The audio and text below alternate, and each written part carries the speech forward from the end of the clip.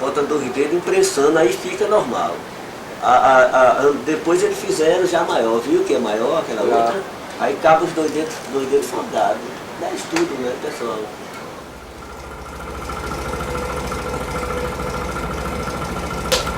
A palavra do Senhor que veio a Jeremias dizendo: levanta-te e desce à casa do oleiro, e lá te farei ouvir as minhas palavras.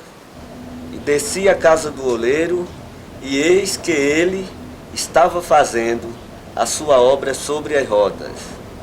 Como o vaso que ele fazia de barro se quebrou na mão do oleiro, tornou a fazer dele outro vaso, conforme o que pareceu bem aos seus olhos fazer.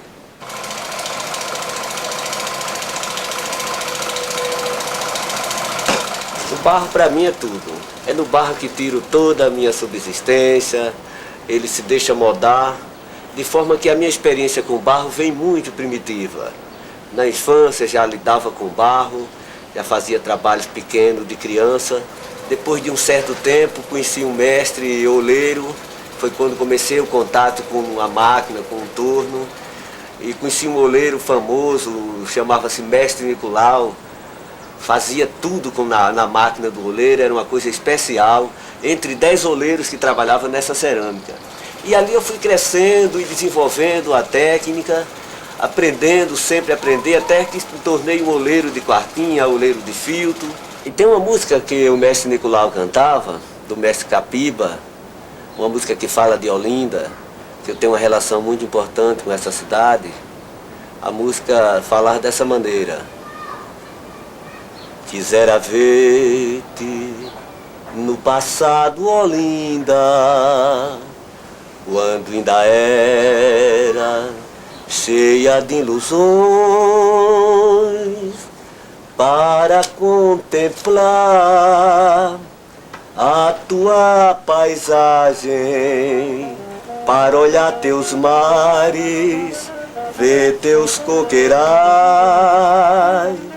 pular na rua com a menina. Quando eu comecei a entender a minha infância, estava com minha avó, com o meu avô. O meu avô era uma figura muito simpática, músico. Eu me dava muito com ele pelo fato de a música me atrair.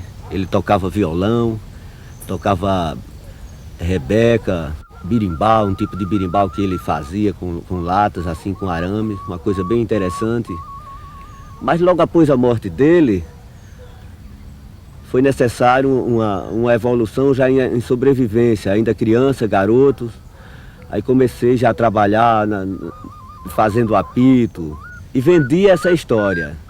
E cheguei também a vender o caju, que o caju foi uma marca mais importante, que sempre vendia o caju todos os anos.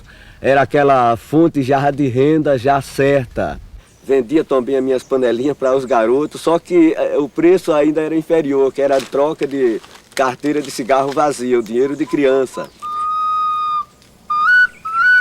Depois de um certo tempo, eu fui trabalhar numa cerâmica, numa oficina de Francisco Brenan, onde realmente eles trabalham com refratário, com um trabalho bem assim especial. E lá eu fui, que tomei conhecimento de misturas de argila, porque a argila estala, porque ela encolhe, porque ela não encolhe. E enriqueceu realmente o meu currículo nessa história. Eu não tinha nenhuma ideia da dimensão do trabalho da oficina. Mesmo que quando cheguei lá, ela estava ainda se estruturando, de forma que não tinha assim, não sabia que ia para um lugar assim, bem especial.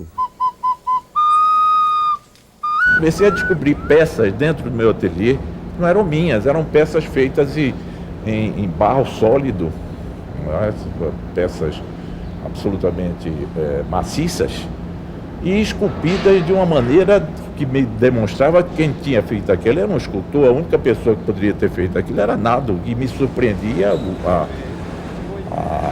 a beleza extraordinária da forma dessas peças. Eu diria que o trabalho de Nado vai sempre atingirá sempre dimensões inusitadas, desconhecidas, porque ele é de fato um dos grandes artistas que trabalha com barro atualmente em Pernambuco. E ele encaminhou-se para uma vida mais livre e uma abertura maior do seu trabalho, trabalhando fora por conta própria.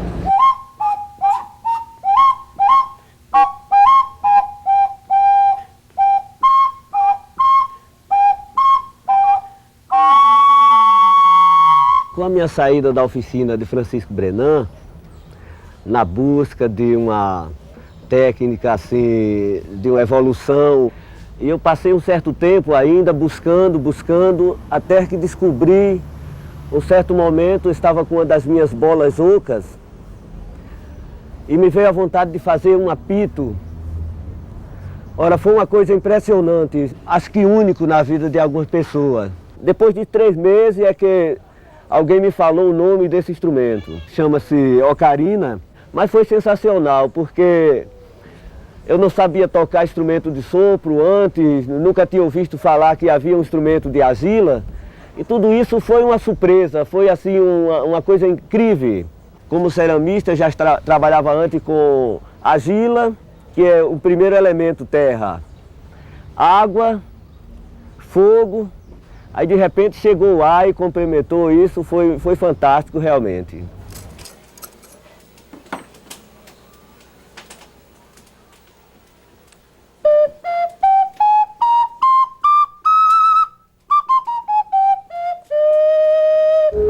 Ô Nado, e esse verniz aqui é também argila? É argila. Não é? Mas agora já de uma maneira complexa, porque se você botar isso em cima de uma mesa, por diversas posições, aliás, eu chamo a atenção para o câmara, porque isso parece um bicho e nós não sabemos se dos mais perigosos, porque é um peixe pré-histórico também, não é?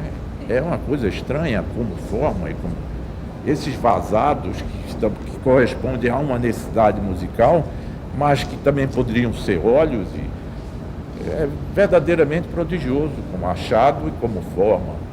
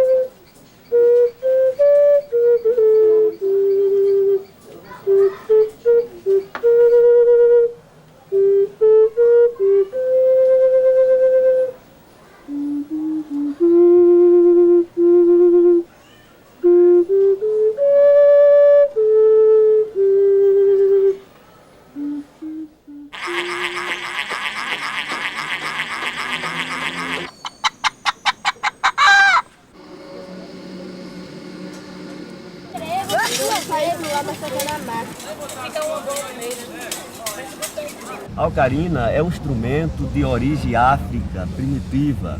E eu descobri esse instrumento, sabe?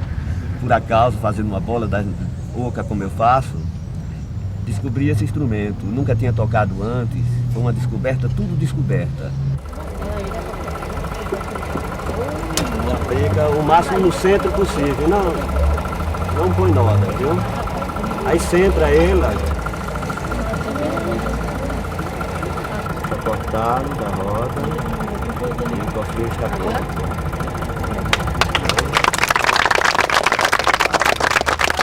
Meninada, ô gurizada, venham pra cá pra escutar a história de um velho oleiro. Venham pra cá, gurizada, venham.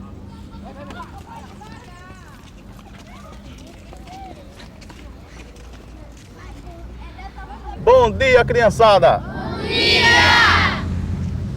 Hoje estou aqui para homenagear um oleiro, um artista, mestre Nado de Olinda. Eu sou um oleiro da África primitiva. Vocês sabem o que é oleiro? Não! Oleiro é o homem que trabalha com barro, com a cerâmica, fazendo peças, como essa ocarina aqui, olha, que eu vou tocar agora. Veja só que maravilha!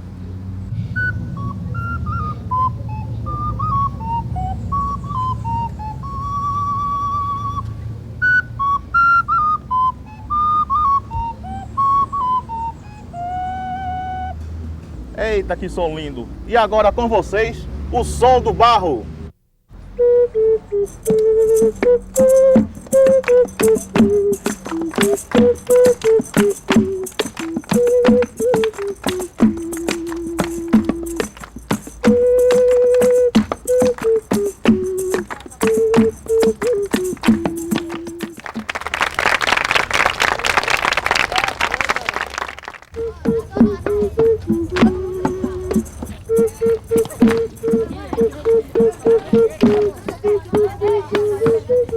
O grande desafio sempre foi e continuará sendo a gente se manter firme no que sabe fazer. Faz porque gosta e gosta porque sabe que tem sempre que aprender.